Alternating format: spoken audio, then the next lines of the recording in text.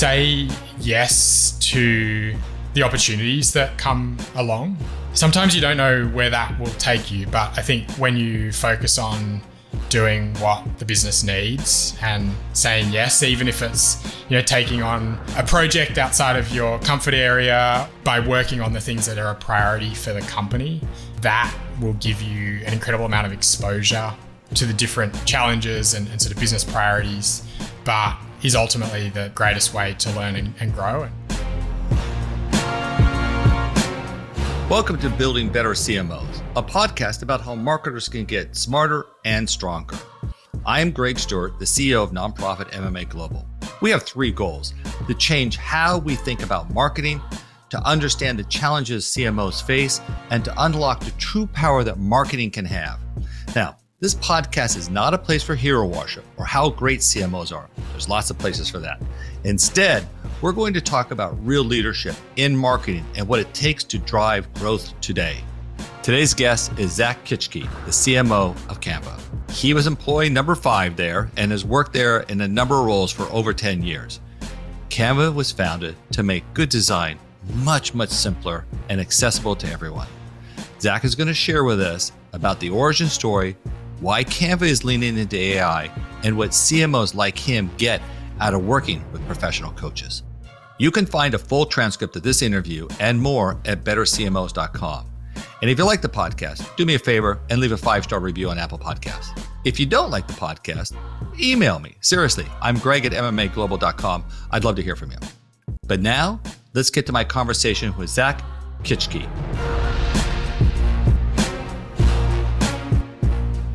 Hey, welcome to the show today, Zach Kitschke from Canva. Great to see you here today. How you doing? Good, thanks, Greg. Good to see you again. Where are you, by the way? I'm at home in Bondi in Sydney, Australia at the moment. I think an enviable spot in Australia, correct? Yeah. It's actually where the opposite to you folks, though. We're going into winter, so I'm sitting here rugged up in the cold today. It's not the sunny Bondi you see on the postcard. Zach, I've been there. You do not have cold, Zach. You don't. No, that's true. Cold for us. You kind of remind me. I had a brother-in-law and sister-in-law lived in Argentina, and they used to wear coats. And I was like, "You wear a coat here? Like, what for? It's beautiful all the time." I don't know. Yeah, you can't tell a New Yorker it's cold, right? No, not here. Not at all. No. The whole northern part of the United States is pretty damn cold sometimes. Zach, listen, I really appreciate you being here, and I'm super excited to talk to you about Canva and some of the work that you guys are doing. It's an extraordinary journey. Those who don't know the company, in fact, you know what? Here, let's set the stage a little bit for people. So we have a company now with an extraordinarily strong valuation that was started not that many years ago, right? That's right. Yeah, we launched back in 2013, so we'll be celebrating 10 years this year. And really the mission of Canva is to empower the world to design. We launched back in 2013 with this vision to take design software, which was complex, expensive, difficult to use at that point in time, and to make it really simple, easy and accessible to everyone. And so, with that, we launched Canva. These days, over 130 million people are using the platform in 190 countries all around the world to create everything from social media posts to presentations to videos to t-shirts. The list goes on and on and on. So we've seen, this incredible growth over the last few years, which has been very exciting, obviously, to be part of. How many employees now, Zach? How big is the company? We're 3,500 people globally these days. Crazy. It's just crazy what's happened there. And if I remember right, was it the largest fund for an Australian startup or something? There was something early about that, right? Yeah, early on, it was the largest seed funding round for an Australian company. So we had raised $3 million back in 2013. And then in the last couple of years, we reached a valuation of $40 billion, been growing sort of profitably over the past few years as well. So it's been a tremendous ride. Yeah. I mean, listen, I don't know if you can say, but I think what I've kind of read is that, a company that's nearly doubling or is doubling every year. Yeah. Something crazy like that. It's amazing. It's an absolutely incredible story, especially, listen, I lived out in Silicon Valley. I was a part of a startup that went public during the .com. I've been through some of those experiences, but I don't think there's anything I've heard sort of as dramatic as what Canva has been. And what's interesting about it too is it started with a very simple mission that you're still incredibly true to, right? You've not deviated. The product is advanced, but the solution is in essence still the same. That's right. And I think that is a huge part of Canva and our story. Our founder, Mel, has been incredibly consistent in driving us towards that mission. And, she came up with the idea actually when she was teaching design software back at home in Perth on the other side of Australia. And at that point of time was, observing students using tools like Photoshop and InDesign. And I guess just, started to question whether there was a better way, an easier way to do things. And, she was looking at products like Facebook, which had hit the market and were obviously taking off. And so came up with this concept for making it available online. And I guess through the mission, to empower the world to design, that was really a response to this sort of philosophical belief that, her and her co-founder Cliff had, which was that design and visual communication should be something that everyone can access, no matter your income, your skill level or where you live in the world. And so that mission continues to drive us today. And, it's obviously amazing to reflect on where we've gotten to at this point. It's a big mission. We talk about empowering the whole world and, there's billions of internet users. So we've still got a very long way to go. Now, what's particularly interesting about your part of this story, Zach, is you were employee number 5. And I think if I heard right, you were just hired for one day. They didn't even know if they needed you, right? That's right. It was one of those situations where I think I wanted to be part of Canva more than they wanted me at the beginning. I actually came in for a one-day contract to help write the media release for our very first funding round that I was mentioning earlier. So I was actually, prior to Canva, writing full-time as the editor of a small publication that had launched to cover the tech and startup space in Australia. This sort of emerging space. It was a real interest area of mine. And so, I thought that was a great job. But like many startups, that business wasn't able to turn a profit. And so I found out, one day that the business had run out of money, which meant I was out of a job. That's usually how that works. That's right. Yeah. Yeah. At age 21, I was, thinking, oh my gosh, how am I going to pay my rent? I need to find something else. I'd sort of moved to Sydney, for that previous job from my hometown. And I guess I started to reach out and sort of ask a bunch of people for advice. And one of those people happened to be one of our very first investors from Blackbird Ventures, a local VC firm here in Sydney. And he said, you should chat to Mel and Cliff. We've just invested.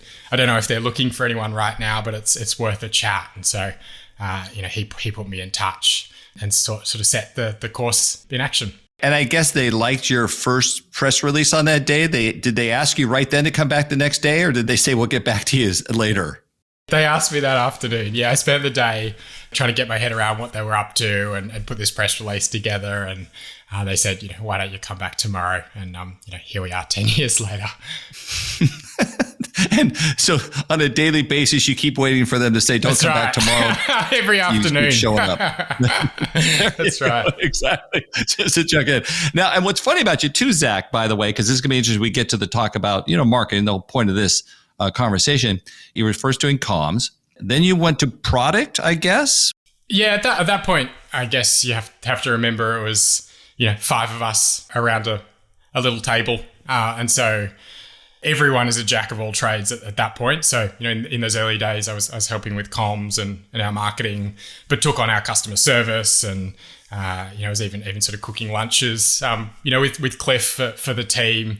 And so, as we grew, I sort of handed over some of those responsibilities and trained up our customer service team and built that function. Then I moved into product, which was a great experience, helping to build our premium version, which is now called Canva Pro, and launch that. Really great introduction into that world.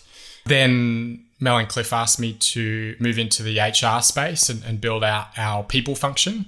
So spent a couple of years immersing myself in the world of HR.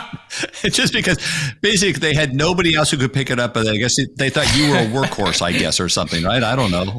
I don't know. But it was that was a fascinating experience, and really enjoyed, the opportunity to build out some of our programs, our important programs on the people side, like Canva University, which is our learning and development function, an internal coaching team, the HR function. So I did that for a few years, and then they sort of tapped me and said, we'd love you to help build out the marketing function. Building this brand's a real priority. So that's what I've been doing now for the last few years. When did you take over as head of marketing? It'd be about 3.5, 4 years ago now. And how big was the marketing department at that time, just for a sense of scale? How many people? It was pretty small. We, at that point, didn't have a creative team. We didn't have a product marketing function.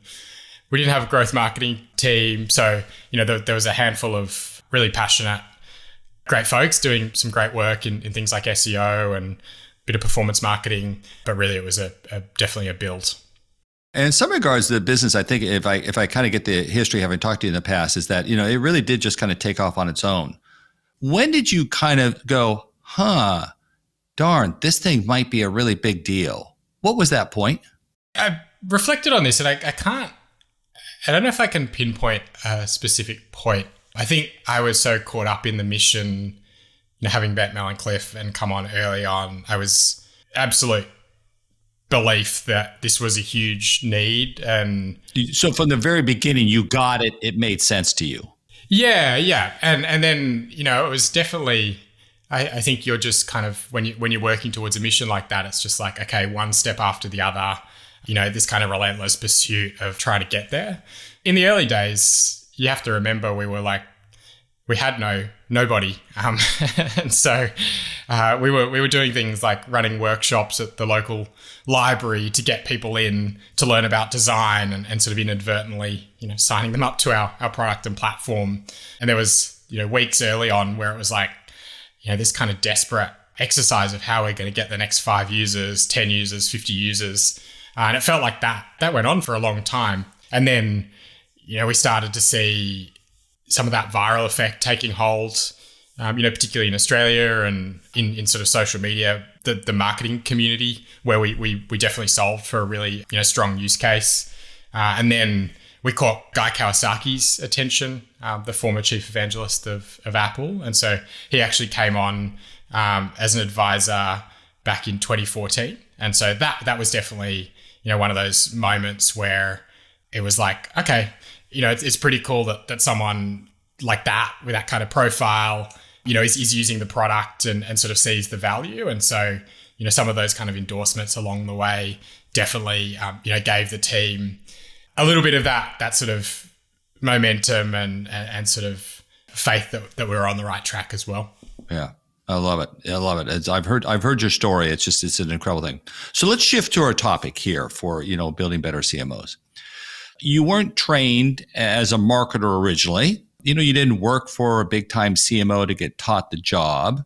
You got a big team. What's your team now? I think you've told me 300-400 marketing. What's the marketing size? About 400 people. Yeah. Yeah. It's big, right? You got a lot of people. Okay. What's interesting though is that you have a product that can appeal to the marketers and those who appreciate marketing. I guess it's at some level, right?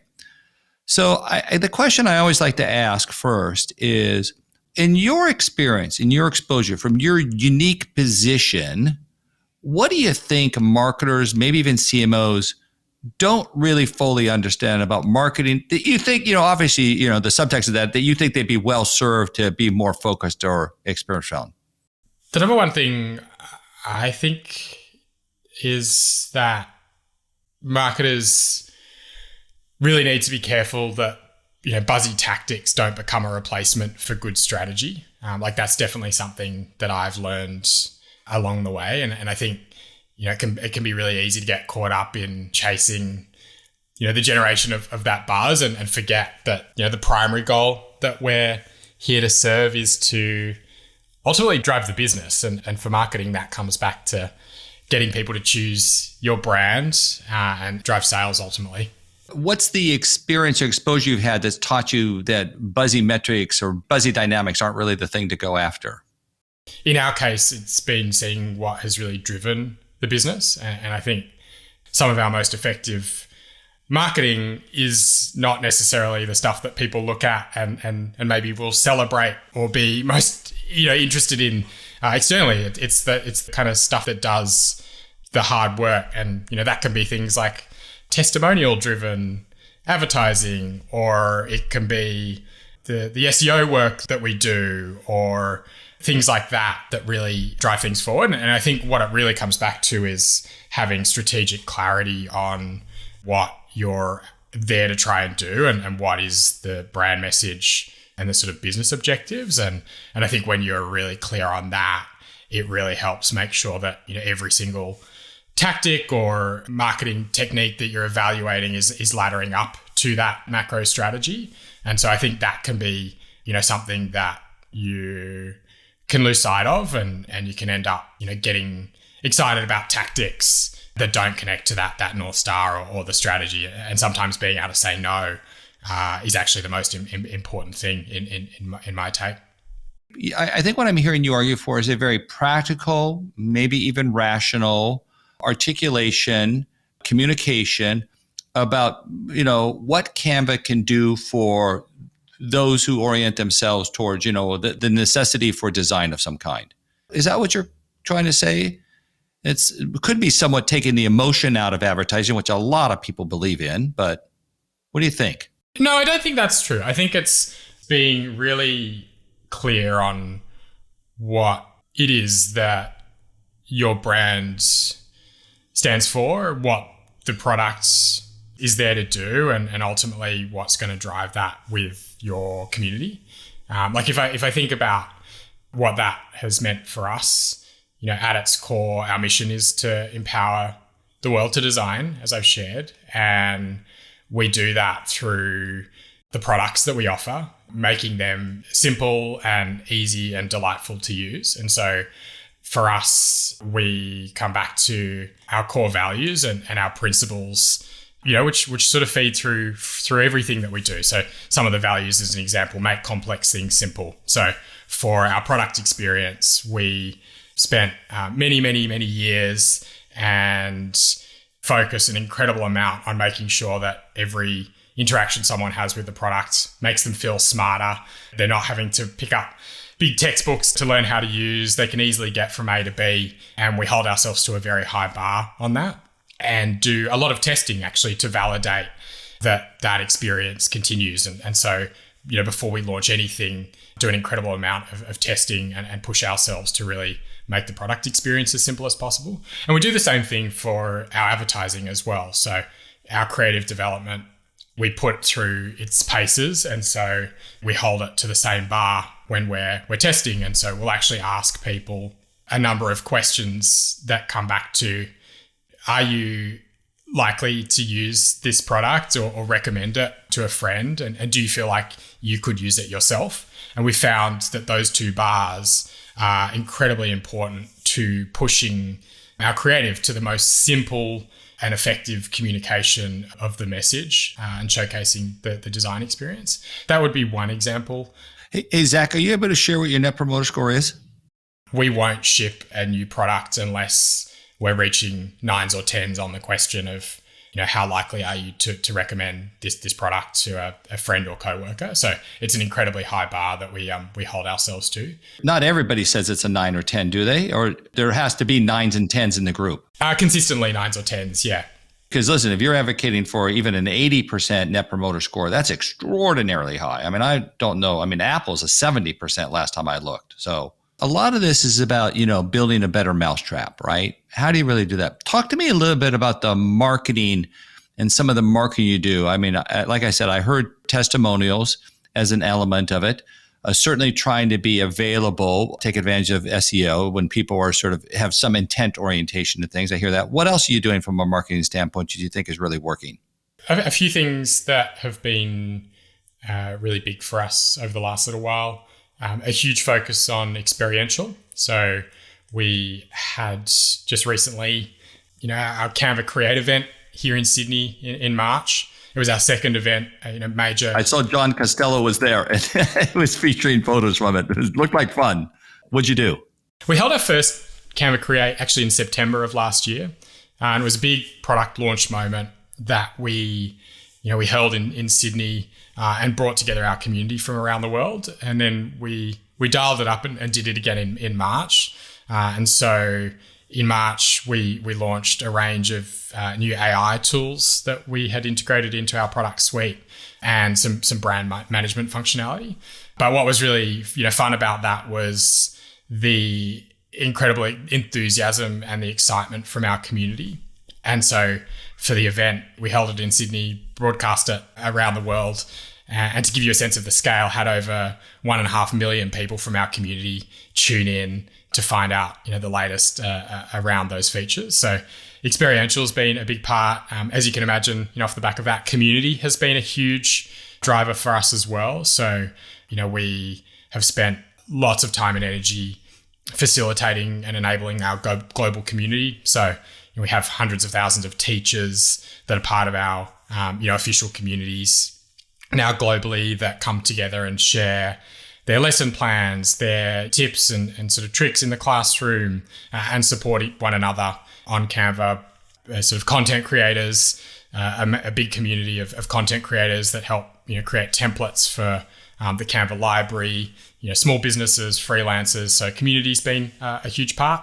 I'd say PR and communications, all the way along, that was the only lever that we had to play with in the early days. So, telling the story of this startup no one had heard of, try to kind of generate awareness and sort of build momentum. So that really started with the founder story, the incredible story of Mel and Cliff in particular, trying to get this business off the ground, pitching hundreds of investors and being rejected and kind of pursuing Canva through to where we are today. So PR has driven incredible visibility and sort of helped with that word of mouth.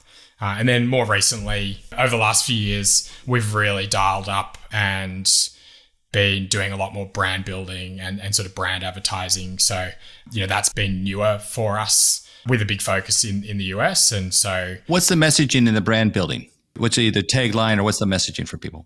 It is that Canva makes it easy to achieve your personal and professional goals through design and visual communication. So, what we've really found has worked best there is very clear product communication and education, as well as, starting to showcase the values pieces that we stand for as well.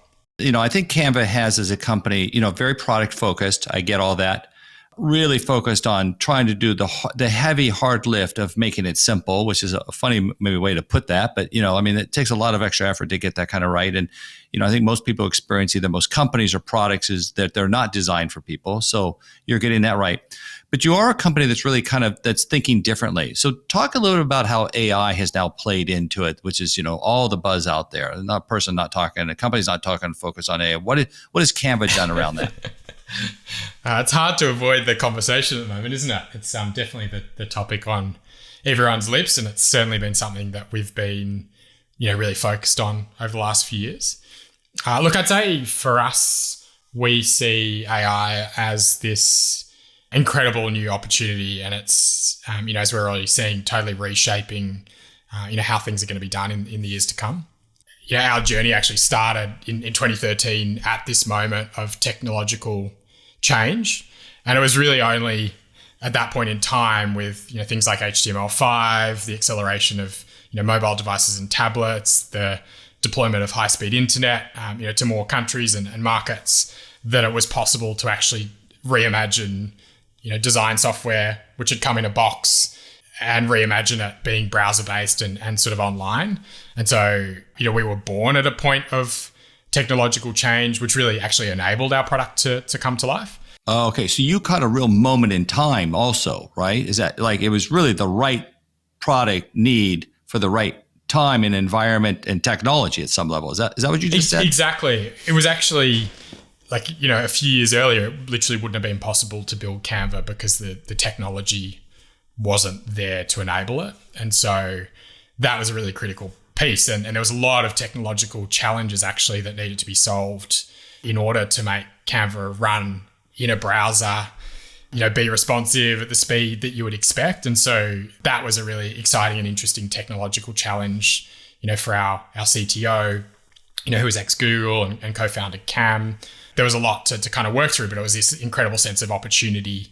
And I think similarly today, it's the same mission for us. Like, how do you help someone go from an idea that they have to a design as quickly and as seamlessly as possible? And so what AI opens up is this incredible new technology that can totally reimagine the journey to get from A to B.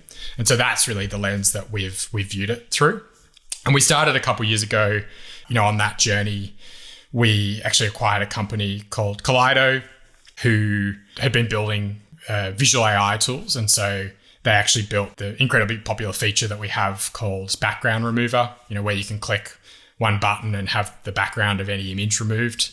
We launched the same feature for video more recently.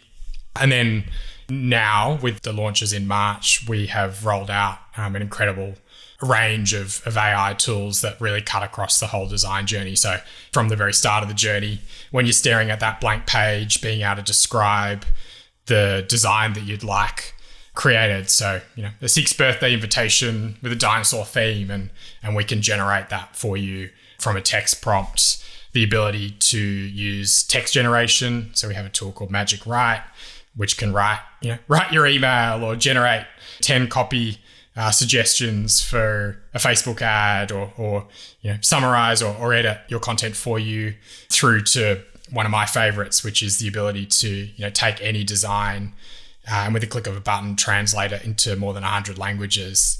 Really core part of our mission, and something that we struggle with on the daily, sort of marketing in so many markets. That's a bit of a taste, but it's all with that lens of how can we take the new technology and use it to make the design process simpler and easier. Hey, Zach, what's it take for you to be doing AI? How much energy, effort, resources, how many people hired have you oriented that? I think a lot of companies, I work with chief digital officers a lot, and they're kind of tasked within their companies of figuring it out. I think that people could use some guidance. What's a leading edge, future-oriented, technology-driven company? How do you go at that? And what advice do you have for people, for companies? Yeah, for sure. I mean, it started for us a few years ago with bringing that talent in. So Kaleido, that acquisition was a really important first step in that space. How big was Kaleido, by the way? How big was that company when you bought it? How many people, for example? I have to double check, but it'd be maybe 10, 15 people at that point in time. Okay. This is a small, very early stage. Got it. Okay. And then I'd say we have really accelerated the building out of our machine learning data capabilities, a lot of those foundational elements, as well as, in the AI space. But the interesting thing, I think, for us is we, have really aligned the whole company around this space. And so, we have across Canva a sort of AI roadmap that all of our different product teams are contributing to. So it's been something that we've been building the capability, up around. And then, with the launches in March and the work that we're doing, we're really seeing it as a sort of embedded focus across, every sort of part of our product. That's for sure. And I think it's as you think about AI, it's definitely a mix of building in-house, leveraging what's out there in terms of the models that are being evolved, all of the open source technology as well. So it is evolving, so quickly, as I know everyone's very, very well aware. And so I think for us, we've just seen it through the lens of it's something that we need to be bringing into the product and sort of evolving and sort of learning from as we go. Hey, Zach, let's shift gears here a little bit. So, often I ask people about the challenges of rising up to corporate America in order to get to the top spot of CMO.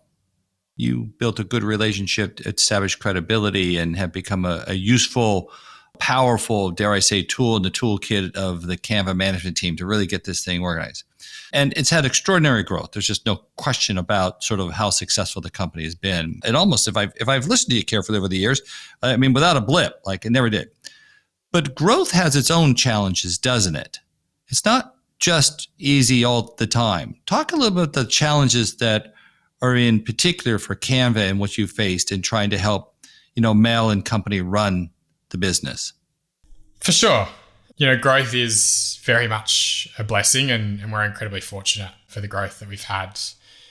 But when I'm interviewing people, I do spend a lot of time, to really ground them in what it's really like. Because I think, people can have a different interpretation kind of coming into a hyper-growth organization. And the reality is we, are currently at point A and we want to get to point B. And so, have this big dream of where we can go and where we can take it. But where, we often joke internally, like we're 1% of the way there.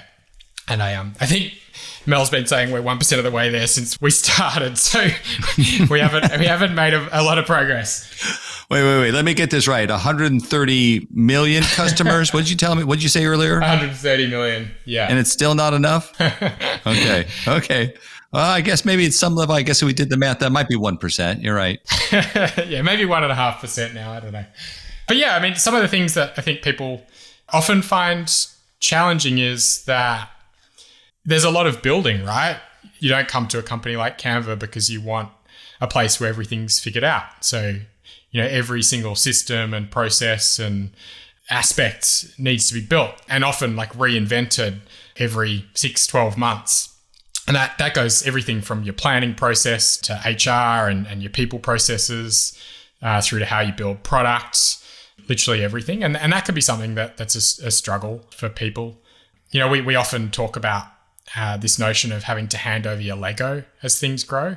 And it's a great analogy that I really like because, you come into a company, maybe it's 50 people, and you get very used to doing the job that you're doing. And so, you might be the only HR person at that point, but then the company doubles, adding a whole lot of other complexity. And suddenly, you need more help and you need more people to come in with different expertise. And there can be a real personal challenge of feeling comfortable, to hand over something that felt like it was yours.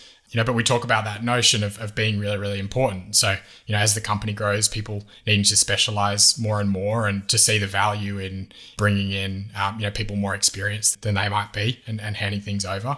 That's a big one, I would say. Keeping teams aligned and focused and prioritizing as well would be another. I'd also say, we have this concept of the hypergrowth gap that we talk about a bit. And so if you imagine most companies, you're growing maybe a couple % a year, 10% might be an astonishing growth trajectory. And that has all sorts of challenges and a different set of challenges as well. But at an individual level, there's a pressure to evolve and to learn and to grow in that context. But then if you move to a context where you're doubling year on year, you imagine the same pressures on an individual. Someone, has come into a role and, I often say you'll come into a role at Canva, and if it's not already, it will very soon be the biggest role that you've had in your life. And so it's very, very hard, if not impossible, to evolve and to learn as an individual at the rate that a company grows. And so we talk a lot about how do you actually fill that hypergrowth gap. And you do so by hiring people that are better than you, and building a really great team around you. You do it through advisors, tapping the experience of wisdom and folks that have seen the thing that you're about to tackle. And you do so through, constant learning and skill development as well. So, that's an incredibly important part of evolving, as a company like Canva grows. Give some examples of what you personally have done to sort of make yourself continue to be successful in the company. I mean, listen, that's the clear trajectory here, right? You've played a number of different roles. The founders obviously really trust you. You've built a good relationship. You obviously operate from a similar culture and set of values is usually what that kind of thing suggests. But what have you done personally to continue to sort of perform and deliver for the company? A few things I would say that have been really important. One has been really hiring. And so really focusing on bringing in the expertise around you and building the right team and organization. So, that's very much been the journey for me in building our marketing organization these last few years. That had to start with really prioritizing what were the most important areas first and foremost. So, the thing that we were doing really effectively was, organic SEO. And so, the next opportunity area was really layering on, growth marketing. So performance and, life cycle and channels like that. And so I really immersed myself in that space and hired someone, great to come in and sort of help build that team. And then I could turn my attention to the next challenge, which was product marketing, really important focus for us. Then it was scaling our brand marketing function. So building that team, immersing myself in that world, and so on and so forth. So hiring out the team and sort of building the bench, I would say. Number 2 is finding the right advisors.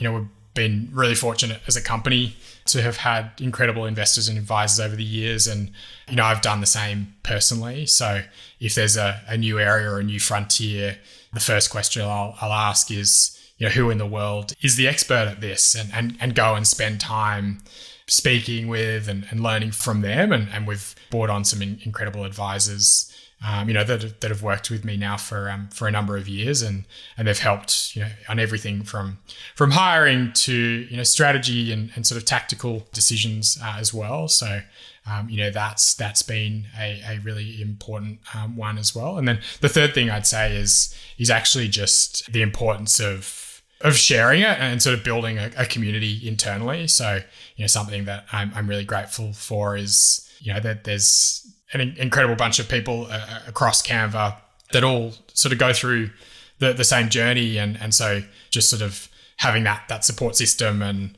people to kind of bounce stuff around. Different functions are at different stages. So, being able to share what's working well in one place, or pick someone's brains on how they've sort of tackled, a particular aspect of scaling has been really important as well. Who have you most counted on, Zach, to kind of help you in that regard? I don't know if I need a name as much as maybe what their role is or who basically they are. I can give you a couple of examples. So in the people space, to rewind a couple of years ago, as I was building out the people function, one of the areas that we were really keen to invest in was professional coaching for the team. It was something that, Mel and Cliff had the opportunity to participate in and found incredibly valuable. And I had the opportunity to work with an external coach as well. And so we decided that we were going to set up a coaching team and build out an internal group of coaches that could support our teams, both professionally and personally. So in that instance, we actually brought on an advisor who I worked with really, really closely. So they really helped me understand, the whole world of professional coaching, the practices, the approaches, sort of methodology. Zach, what did coaching do for you? Or what have you seen it do for others? What it provides is a chance to step out of the day-to-day and almost go up to the balcony. So this is sort of a metaphor of, the ballroom and the balcony. And I think we can get so busy and swept up in the day-to-day, the immediate challenge, the frustration, or the overwhelm. And what, I think coaching does as one practice here is to help us go up to the balcony and look at the situation, the chessboard, how we're thinking, interpreting, reacting to a scenario, to break things down and to help provide a point of reflection. So the thing that coaching really helped for me was that opportunity to sort of step out and really, focus on the priority areas, some of the personal skills that I wanted to build, and to have that kind of accountability and sort of time set aside for that. So that was on the professional coaching side. And then more recently, on the marketing side, had a range of advisors, but the best that I, come to mind as I think about this is people with that experience, so breadth of experience that they can bring. They've solved the challenges that you have before.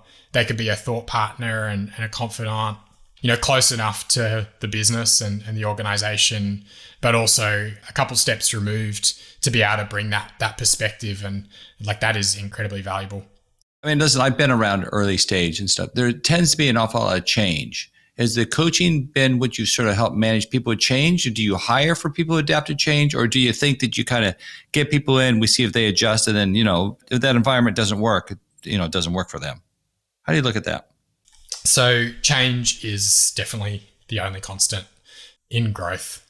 And what I really look for when I'm interviewing and hiring people is people that have been able to previously not only adapt to change, but to thrive and to drive it.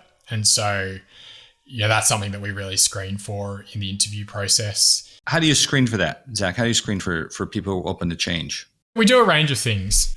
There's actually a really fantastic interviewing technique I like, which is called top grading. And so, basically goes along with the premise that people's past behavior and approaches to situations and their past achievements is a really good predictor of their future achievements as well. And so, really digging in on previous history, not just what they've achieved, but actually how they've approached it, how they've had to learn and to grow and evolve, through those situations. And what you're really looking for is people that have a high internal locus of control. They see themselves in the driver's seat versus the world sort of happening around them. They've taken on and been given opportunities. So those elements are really, really important. And the values and ways of working that are sort of innate to who they are and how they operate. And then the second thing that we do is more practical. So we spend time giving people a real prompt, so a real challenge that they would face coming into Canva. And so this is really about seeing how people actually think, their thought process to solving a problem or achieving a goal.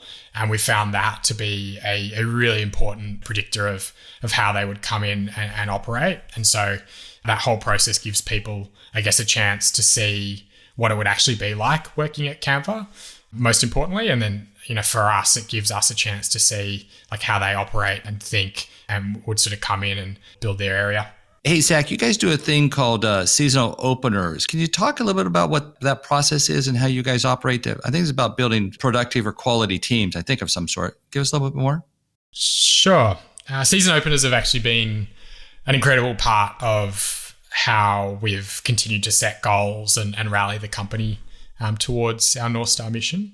So we started a few years ago, actually, when the company was pretty small. And what we would do back then was every 3 months, every team in the company would actually get up and, as though they were a small startup, pitch the goals that they were going to work towards for the upcoming 3 months and share the wins that they had over the past season before. We chose seasons because we didn't like the corporate notion of quarters. So that brought, some fun to the exercise. And, every season we would pick a theme. So for winter, before, we've had like a Winter Olympics theme season opener with indoor snow and a kind of crazy opening ceremony. And we have a lot of fun. We've done all sorts of themes like that along the way. And that's been a really amazing part of our culture. It's grown as we've grown. And so these days, there's a lot more people. We still do that across the company, where we bring everyone together, the whole company together. And it's a fantastic way to keep everyone swimming in the same direction, aligned on what's happening across the company and what we're striving towards. Well, Zach, it really does feel like you guys have put in a lot of really solid process and thoughtfulness, especially for a company that's as young and has grown as fast as you all have. Who really drove that orientation to, I think at some level, it's really building a very strong company rather than building what the company's doing. It's a great product, so there's no question about that. But you've been equally focused on building a great company. Is that right? Yeah. I often explain that, we're a product-driven company, first and foremost. We are the product, and that has meant there's been a focus from the founders on the product experience, in particular, Mel, who spends a great deal of her time there. But I think equally important, alongside focusing on the platform that we've wanted to build and the impact we've wanted to have, there's been this incredibly intentional focus on the company and the type of company that we want to build and the culture that we want to create as well. Yeah, no, you can hear from everything you said. The company is incredibly focused and being almost methodical about how it's going at that. Maybe there's a different choice of words there, but very process oriented and foundational. It's very smart, very smart. You may have already identified, maybe you want to call them out by name at this point, I'm not sure, but who else in marketing, either person or company, Canva, who do you guys most admire? So many. I'll start with, maybe some of the obvious ones. I'd say, Apple, I just continue to admire, and I admire the journey that they've taken, the focus on product first and foremost with a human-centric lens, the simplicity with which they tell their product story and the way that their values and what they stand for come through in everything that they do would be a big one. Airbnb, I think, similarly, that's human centricity, but also the velocity of product development and evolution on that front. Some others for different reasons. I think it's been fascinating watching companies like Impossible Foods, particularly, create a new category and through things like partnerships, really get that brand and approach, to thinking about food into the world and so visible. So those are a few off the top of my head. Wow, those are very good. Yeah, Peter McGinnis used to sit on my board here, is now over running Impossible Foods. I think he's going to it's been a great company. He's going to continue to make it an even greater company. So, kind of final one for you. There's a lot of young marketers out there, right? I guess I'd ask you, what advice do you have for marketers, maybe even those who are outside the tech space, maybe outside of San Francisco, New York City? I don't know where you want to put them. What advice you have for them? Let's just go with that. The number one thing I would say to focus on is to say yes to the opportunities that to come along. And sometimes you don't know where that will take you, but I think when you focus on doing what the business needs and saying yes, even if it's, taking on a project outside of your comfort area or, something that on the surface level, mightn't have been the thing that you necessarily wanted to do, by working on the things that are a priority for the company, that will give you an incredible amount of exposure to the different challenges and sort of business priorities, but is ultimately the greatest way to learn and grow. And that's definitely been, the case for me. I think I've been curious and sort of interested. And so, putting my hat in the ring and saying yes to work on products really meant that I was able to immerse myself in that whole world and learned an incredible amount. Same thing with people and HR, and equally so I've learned that that's not the right space for me. And while I learned a lot and had a lot of fun learning about things like coaching and learning and development, that sort of helped me on the path to marketing. But I would say where I am now, like all of those different experiences really help me in terms of the context across our organization, and sort of I draw on those experiences each and every day as well. And so saying yes and just taking those opportunities and seeing things as a learning opportunity, I think is one of the most important things. I'm a little bit older than you. You've created an awful lot of wisdom for yourself, and obviously through the experience you've had. And what I hear the most in you too, which I really appreciate, is a real sense of both gratitude and equanimity in the opportunities you've been given. I've gotten to watch you now for a few years since, John had introduced us. It really is amazing. Your parents should be proud. I don't know. Maybe you should be proud of sort of where you've come and what you've done, and especially what you guys have done with the company. I mean, it's really incredible. Congratulations. It's phenomenal. Yeah, thank you. Thanks a lot, Greg. Thanks again to Zach Kitschke from Canva for coming on Building Better CMOs. Check the show notes for links to connect with Zach. And if you want to know more about MMA's work to truly unlock the power of marketing, please visit MMAglobal.com. Or you could attend any of the 30 conferences that MMA operates in 15 different countries. Or feel free to just write me, Greg, at MMAglobal.com. Our producer and podcast consultant is Eric Johnson from lightningpod.fm. Building Better CMOs researcher is Anita Palowska. Artwork is by Jason Chase, and special thanks to LaSarah Smith. This is Greg Stuart. I'll see you in 2 weeks.